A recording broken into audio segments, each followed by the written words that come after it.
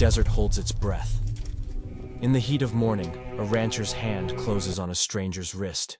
Dust swirling, sunlight flashing on steel. Her lips barely move. "Don't move," she whispers. And in that heartbeat between fear and mercy, the west itself seems to stop turning. Dawn crawled slow over the red horizon, spilling thin light across the bones of the valley.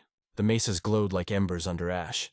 Wind hissed through sage and ghost grass, brushing over the fences of Broken Mesa Ranch, where Elias Ward moved through the half-dark like a man long used to silence.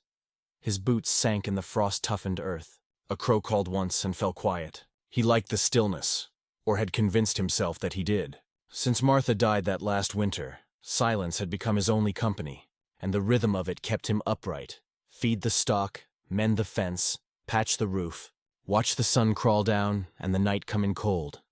The ranch had grown smaller without her laughter. Even the coffee by the fire seemed weaker now, like it knew she was gone. He was walking down to the creek that morning to check the watering troughs when he noticed tracks in the damp earth. Light, small, deliberate, barefoot, the prints cut across the frost, too fresh to belong to any ghost. He knelt, pressing a calloused palm to the mud. Whoever left them wasn't far. He followed, his breath misting in the cold. The creek whispered ahead, thin and silver under the pale dawn. Then he saw her. She was crouched beside the water, her body trembling. Her hair, once dark as pitch, hung in a braid streaked with ash and blood. Her dress was torn, her skin bruised and scratched like she'd run through thorns for miles. In one hand she held a knife, the blade dull but lifted, shaking. For a long moment, neither moved. Elias saw in her face a wild defiance, not madness but the fierce will of something hunted and not yet ready to fall. He said quietly, "You're on my land." Her gaze flicked to him, then to the rifle slung over his shoulder. Her chest rose quick, shallow. She didn't answer. He took a cautious step forward. "You look like hell," he muttered. "Ain't gonna hurt you. You'll freeze out here. Still nothing. Only that knife." And her eyes and wide and hollow as the sky itself. He hesitated. Mercy wasn't something he'd practiced much since the grave closed over his wife. The world out here didn't reward it. But there was something in this girl's silence. Not fear exactly, but purpose. As though every breath she took was a promise she meant to keep. He lowered his rifle, unhooked his coat, and set it on the ground between them. "Take it if you want," he said, "or stay and die. Makes no difference to me." Then he turned and started back up the trail toward the cabin. The wind shifted behind him, carrying the faint scrape of movement. Footsteps, dragging slow but steady. By the time he reached the porch, she was there, standing in the early sun, her braid hanging limp, her eyes still wary but fixed on him. He opened the door without a word and gestured her inside. The cabin smelled of wood smoke and coffee. He stoked the fire and set a tin cup on the table. She stayed near the door, knife still in hand. "You can sit," he said. She didn't. He poured himself coffee and drank in silence.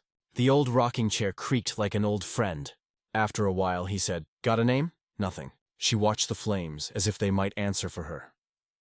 When the sun fell that evening, he found her still awake, sitting by the hearth. The knife lay beside her now, her hands folded over her knees. Her eyes were heavy but alert, reflecting the fire. He wanted to ask who she was running from, or what had carved those marks on her arms. But the words wouldn't come. He only said, "You can stay here a while. There's work needs doing. You'll earn your keep." No reply, just the faint nod of someone who understood survival better than comfort. Outside, coyotes called to one another across the valley. Inside, the cabin breathed, wood settling, fire crackling, the long ache of two lives crossing by chance. As he doused the lamp, Elias looked once more toward the hearth. The girl's eyes were closed now, but her hand still rested near the knife, as if she trusted nothing in this world except the edge of steel. He lay awake a long while listening to the wind claw at the shutters. For the first time in many months, the loneliness did not feel endless. It had shape now, a fragile, uncertain shape sitting by his fire. And though he would never have said it aloud, a thought crept in, quiet and unwelcome as dawn. Maybe I was meant to find her. Days passed like the slow turning of a wagon wheel through deep mud, creaking, patient, without end. The girl spoke little. When she did, her voice was low and even, each word measured as if she weighed its worth before letting it loose. She called herself Asha, no last name, no place given. Just that single word, which sounded to Elias like something cut from stone. She worked from dawn to dusk without asking. She swept the porch where the wind piled dust, repaired his old tools with thread and wire, and patched her torn dress using an old wedding shawl she'd found folded in a trunk beneath the stairs. Elias had not opened that trunk in a year. He'd almost forgotten it was there. His late wife's keepsakes, a small Bible, a bundle of dried sage, and the cream-colored shawl Martha had worn the day they wed, back when the grass still grew tall on the mesa. Now the girl wore it about her shoulders like armor, its lace edges darkened by soot. She moved through the house with quiet purpose, her braid brushing the fabric, the pattern catching the firelight. Elias told himself it didn't matter. Still, every time he saw it, something twisted inside him, as though the past had been claimed by someone who had no right to it. One evening he found her out by the corral, mending a broken fence rail with steady hands. "You can use any cloth from the storeroom," he said. "That one don't belong to you." Asha didn't look up. "It belonged to no one now," she said. Her tone was calm, not defiant, simply true.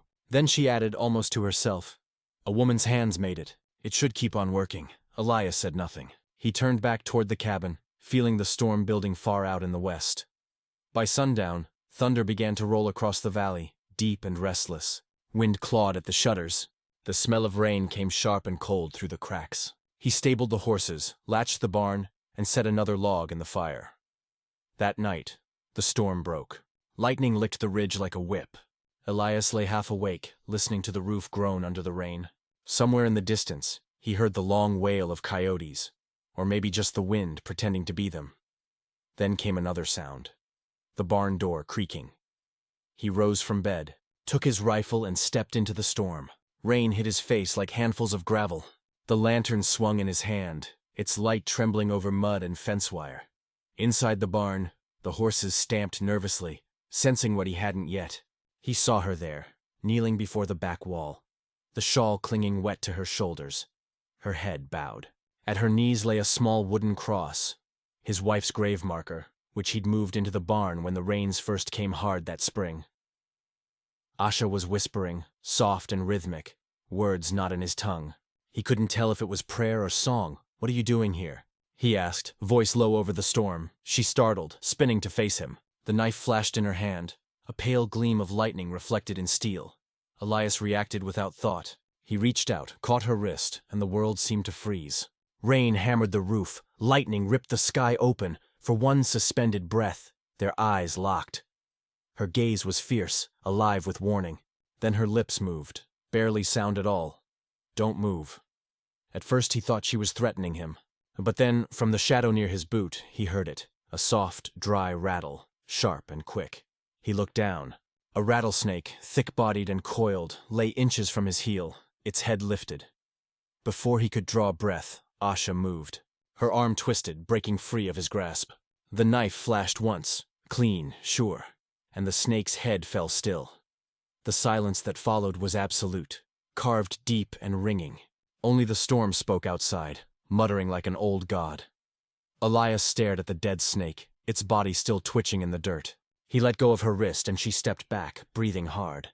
Rainwater dripped from her hair onto the shawl, streaking the lace with mud. "You'd have been bit," she said quietly. He nodded once. "Seems that way." Neither spoke for a long while. The smell of gun oil and wet straw filled the air. Finally he said, "That knife's quicker than my rifle." She gave the faintest trace of a smile. Not warmth, but acknowledgement. "The rifle is for distance," she murmured. "This is for truth." When they walked back toward the cabin, the rain began to soften. Lightning flickered across the horizon like lanterns fading in the distance. Inside, the fire still burned. Asha set the knife by the door, then took a seat near the hearth. Elias poured 2 cups of coffee and handed one to her. She took it without meeting his eyes. For the first time, he noticed the snake's rattle still clutched in her hand. She set it beside the knife, as if claiming both trophy and warning. Elias sat across from her, his shoulder muscles tight, his mind turning over what had just passed. He realized slowly that he no longer feared her. Whatever shadow she carried, she had also just saved his life. The storm moved off into the hills.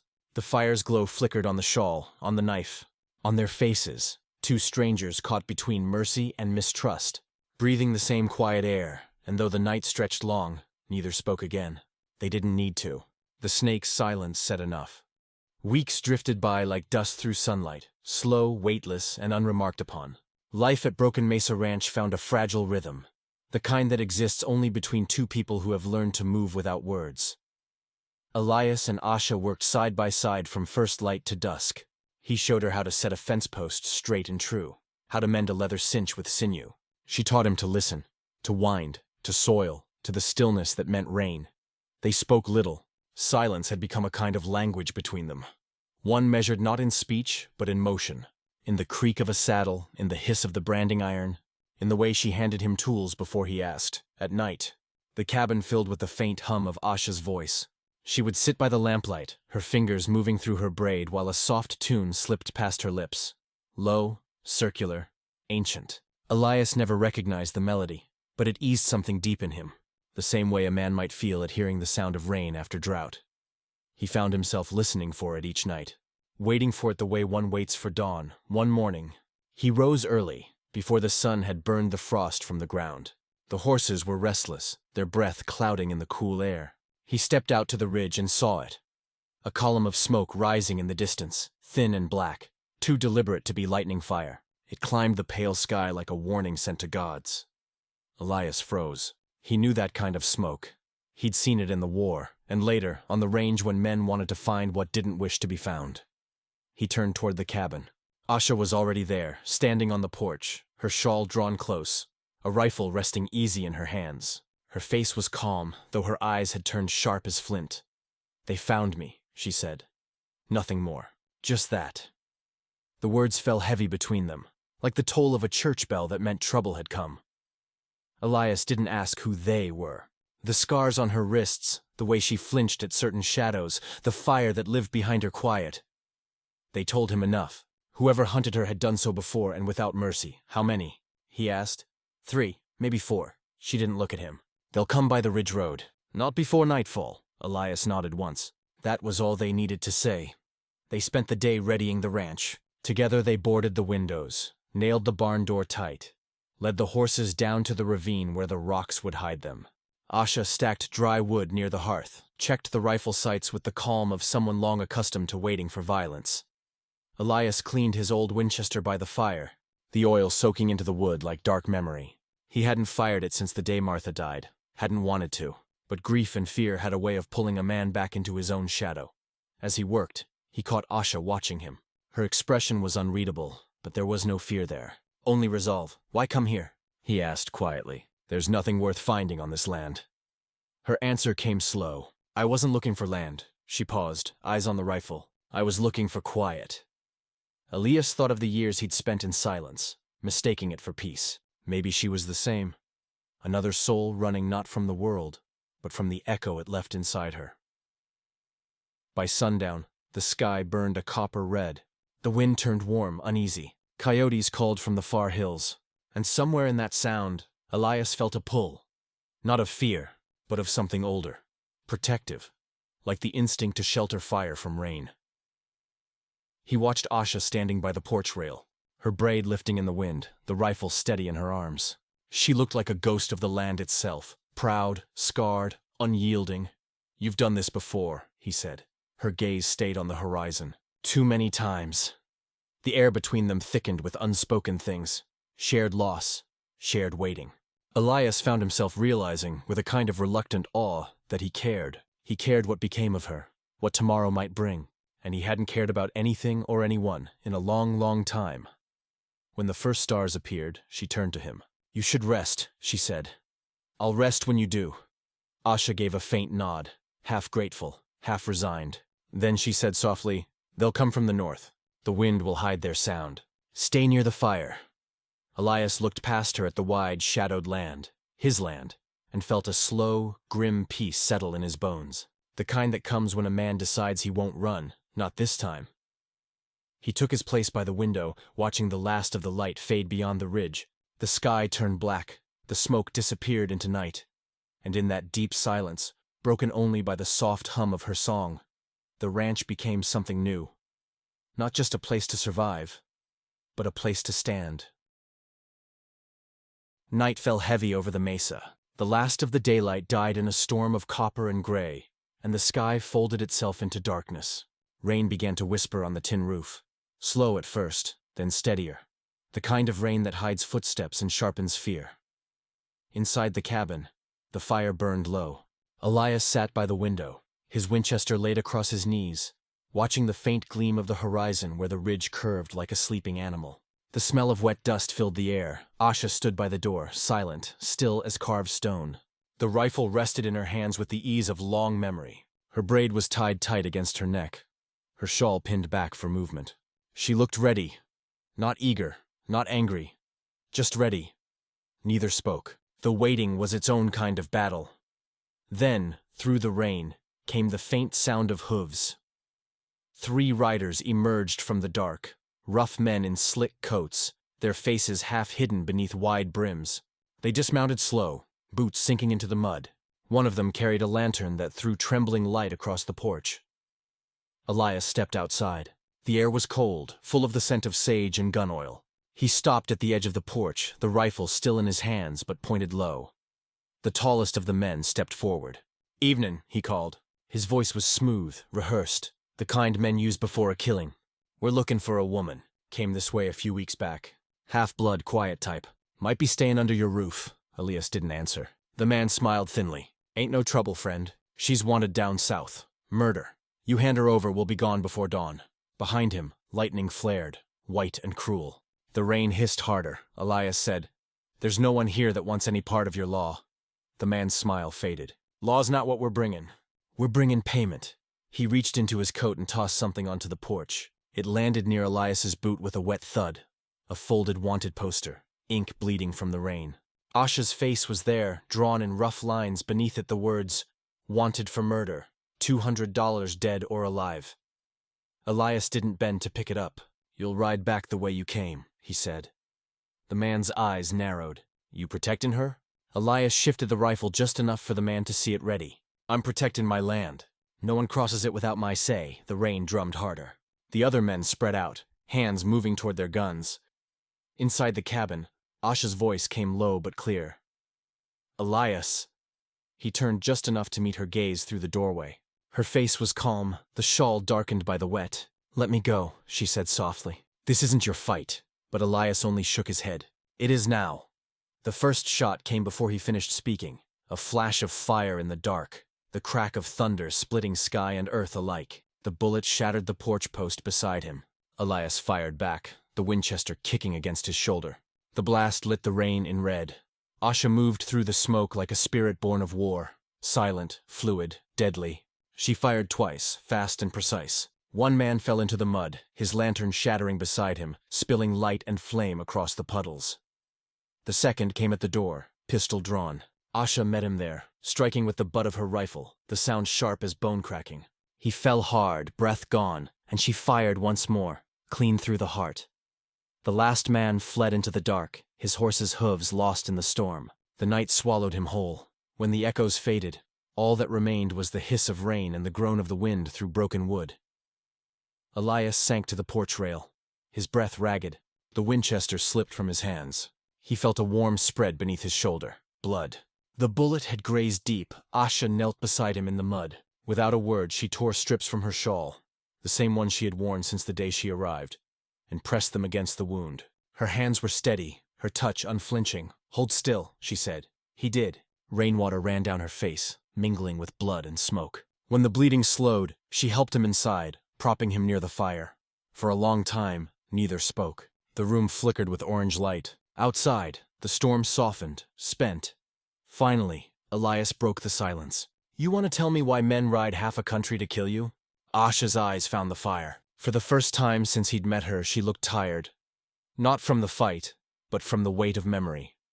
"I was married once," she said, "to a prospector. He came to my people's valley saying he'd bring trade and roads. But he brought men with maps and greed. He sold the land that wasn't his to sell. When I tried to stop him, he struck me." Her voice trembled once, then steadied. "I fought back. He fell. The ground took him. But his friends called it murder. The bounty was their way of erasing the rest." Elias stared into the fire.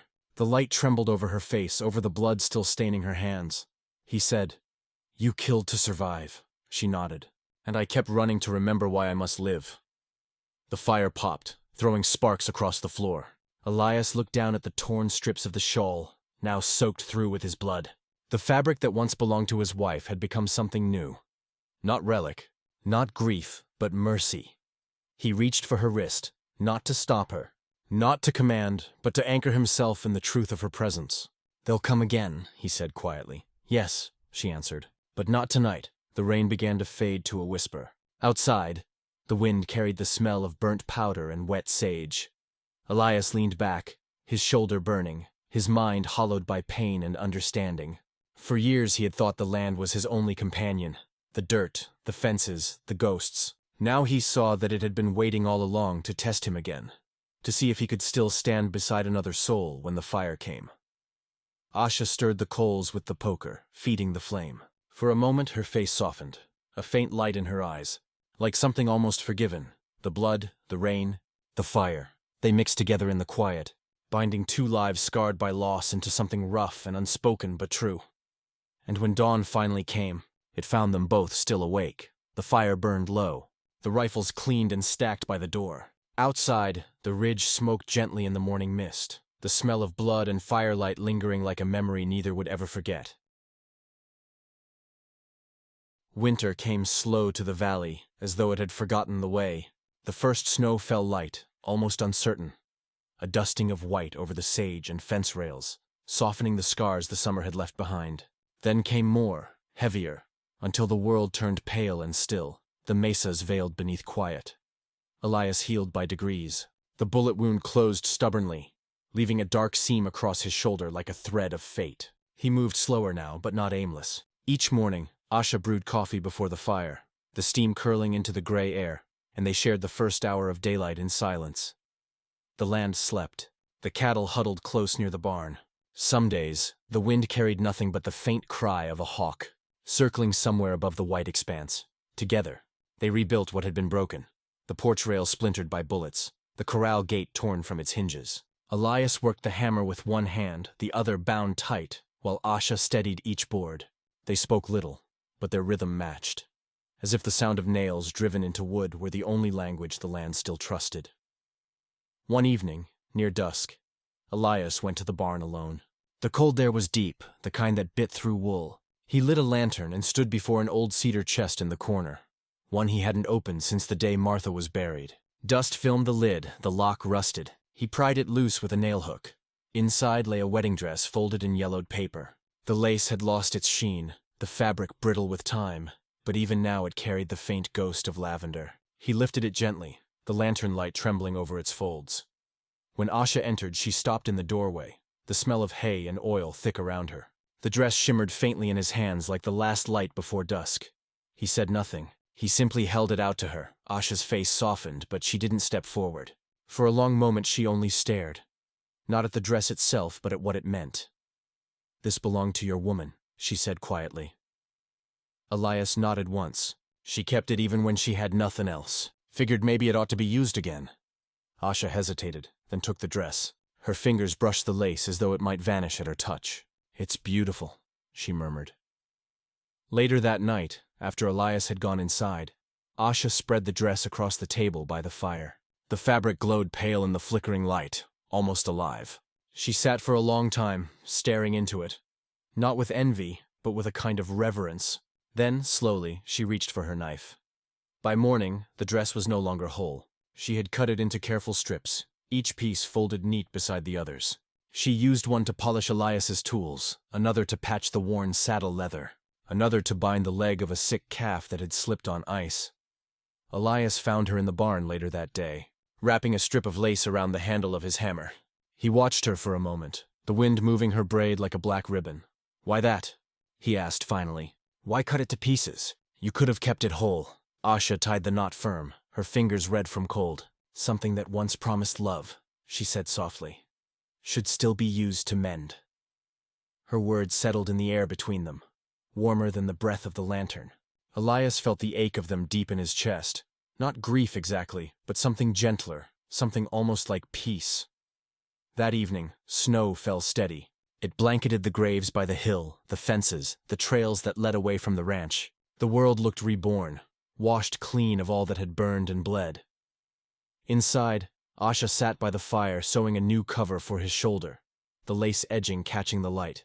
Elias dozed in the chair opposite, the rocking slow and steady, the sound of her needle like the ticking of time itself. Outside, the wind hummed low through the eaves, and the sky glowed silver. For the first time in many years, Elias felt that the ranch was no longer haunted, that the ghosts had not left, but simply learned to rest. He looked across the room at Asha, her face lit soft by the fire, and thought of how strange it was that healing could arrive not as joy, but as quiet labor, as two people binding the world back together one broken piece at a time. When he finally closed his eyes, the last thing he saw was the shawl and the wedding lace hanging side by side on the peg by the door, swaying gently in the draught, white and dark, grief and grace still and alive, and in that small, flickering cabin at the edge of nowhere, Elias Ward slept without dreaming. Spring came late that year, but when it came all at once, sudden, alive, and without apology. The snow melted in long ribbons down the ridges, feeding the creek until it sang again. The land, which had worn its silence like a wound, began to breathe. Wildflowers rose in the gullies where the fires had burned. Yellow and purple faces turned toward the sun as if the earth itself were asking forgiveness. The air carried the scent of wet sage and new grass, and from the porch of the Broken Mesa Ranch, Elias Ward watched the valley change colors day by day. Like a slow prayer answered. He had healed as the land had healed. Not perfectly, not completely, but enough. His shoulder still ached when he lifted his arm, but he could swing an axe again, could mend a fence without wincing. The scar pulled at him sometimes in the rain, a reminder of the night when blood and fire had tested him and found him still alive. Asha stayed through the thaw. She worked as though the ranch were her own, clearing debris, tending the colts, burning away the winter rot. She spoke more now, though her voice still carried the weight of distance, like someone remembering to belong. She laughed once, brief and low, when a calf butted her knee. The sound startled Elias more than any thunder he'd ever heard. But he knew. Even before she said the words, he knew. One morning she stood by the corral, the rising light spilling across her shoulders, and said, "It's time I go back." Elias didn't answer right away. The hammer in his hand fell still against the post. He turned to her slowly, studying the set of her jaw, the calm in her eyes. She wasn't running anymore. He nodded once. "You know where you'll go?" She looked toward the eastern horizon, where the land broke into hills, and beyond that, the open plains. "My people are north of the Cimarron now. What's left of them? They'll need hands to build again." There was pride in her voice, but also something softer. Not sorrow exactly, but the ache of leaving something half-finished. Elias set down his tools. "Then I reckon you'll want a good horse." At dawn the next day, the sky was painted with pale gold. The world smelled of thawed earth and wet cedar. Elias saddled Hickory, the strong chestnut gelding that had carried him through storms and long seasons. He brushed the horse until its coat shone, then tied a small leather pouch to the saddle horn. Jerky, coffee, a roll of cloth. Asha came from the cabin carrying only her knife and the shawl, now faded and mended too many times to count. Elias reached into his coat pocket and drew out something small. Her knife, the same one she'd held to him that first morning by the creek. He had carved into its wooden handle a braid of cedar, delicate and uneven, the way his late wife used to braid her hair. He held it out to her. "Figured it ought to look more yours." She took it carefully, her thumb tracing the carved lines. "You remember?" she said. "I do." For a long moment they stood in the quiet. The wind moved through the grass like a whispering hand. Somewhere far off a hawk cried once and fell silent. Asha swung into the saddle. Hickory stamped, restless but ready. She looked down at Elias, the brim of his hat shadowing his eyes. "You'll be all right?" she asked. He gave a faint smile. "I was alone before you came. I can be alone again. Difference is, it don't hurt the same anymore." Asha nodded, then leaned forward slightly, her shawl catching the light. "Thank you," she said simply. He touched the horse's neck, gave a small pat. "Ride steady." She turned him toward the open plain. The sun climbed higher, and for a moment the whole valley seemed made of gold and memory. Elias watched as she rode out, across the grass, through the low mist that rose from the creek, her figure growing smaller until she was only a shimmer between land and sky. When she was gone, he stood a while longer, his hands resting on the rail. The morning stretched wide around him, vast, empty, alive. Inside, the cabin felt different. Not quieter exactly, just full of a gentler kind of silence. He poured 2 cups of coffee out of habit, the steam curling up in the golden light. One he placed across the table from him, as he had done many mornings before. He sat in the old rocking chair, its wood creaking softly beneath his weight. Outside, the breeze carried the faint rattle of wildflowers against the porch rail. Elias lifted his cup and stared through the window, where the trail wound away into brightness. He thought of the woman in the shawl, of the braid carved in cedar, of the way the land had burned and bloomed and burned again. He thought of Martha, and how she'd once said that love was not about keeping. It was about tending. The ranch was quiet again, but not empty. Elias sipped his coffee, felt the warmth in his chest, and listened to the hum of life returning. Wind in the grass, the soft clop of a distant hoof, the sound of the world beginning again. And when the sun reached the porch, spilling its gold across the threshold, he closed his eyes and smiled. A slow, weathered smile that belonged to a man who had finally learned that some things, once lost, return not as ghosts but as grace.